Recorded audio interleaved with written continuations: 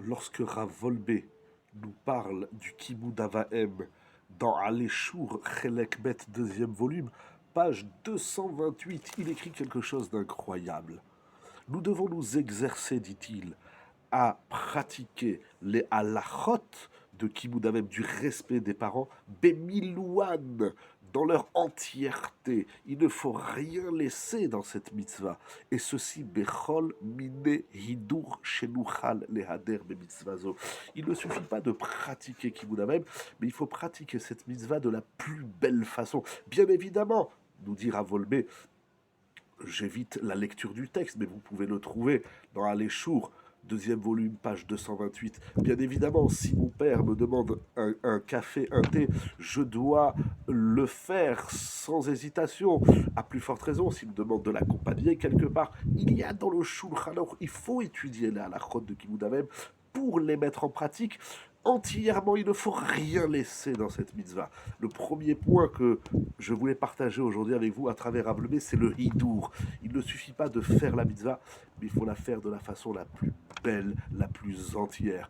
Et nous rajoute Ravolbé un deuxième point, Isdarez Miyad la Soto. Ce qu'on fait pour nos parents, il faut le faire d'un grand zèle. Il ne faut pas le faire à reculons. Il ne faut pas le faire en soufflant. Il faut s'empresser. Ha mitzvah chamura. La mitzvah de Kibbout Avahem est extrêmement sévère. Ve'il chotea chamurot. Et les halachot de cette mitzvah sont très sévères. Et elle est, comme nous l'avons déjà répété maintes fois, chamura sheba chamurot shebe mitzvah tassé. Elle fait partie, elle est la mitzvah la plus sévère des plus sévères, la plus importante des importantes des commandements de la Torah. C'est intéressant que nous traitons de cette mitzvah. D'abord parce que, avec tout ce que nous avons lu de magnifique autour de cette mitzvah, c'est dommage de passer à côté. Tout le bénéfice de cette mitzvah, toute la pratique de cette mitzvah. Mais dans notre société, aujourd'hui, quel rapport ont les enfants avec leurs parents? Il faut réfléchir à ça. C'est un petit peu dramatique, me semble-t-il.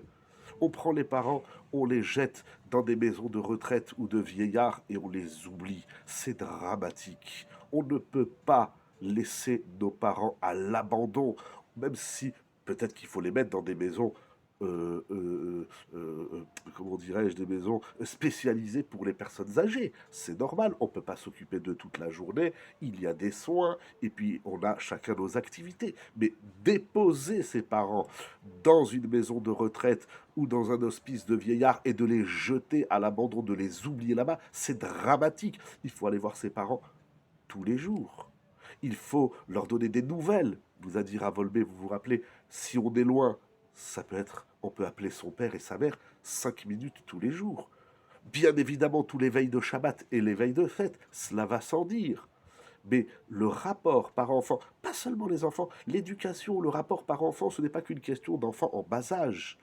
Il y a ensuite l'adolescence, il y a ensuite l'âge de la maturité, il y a ensuite lorsque les enfants, à leur tour, deviennent des parents, voire des grands-parents. Mais ce rapport avec mes parents, quel que soit l'âge, la fonction, le milieu, le lieu géographique où l'enfant se trouve, il doit être à l'affût de cette mitzvah extraordinaire de Kibbout Avahem. Ces deux points magnifiques, le hidour et la zrizout, l'embellissement de cette mitzvah, de la faire de la façon la plus complète, la plus entière, et de la réaliser avec l'élan et l'enthousiasme adéquat à cette grande mitzvah que nous allons montrer à nos parents, l'amour que nous avons pour eux, l'attention que nous avons pour eux, le temps que nous passons pour eux, c'est d'une mitzvah extraordinaire à ne pas manquer et à ne pas passer à côté.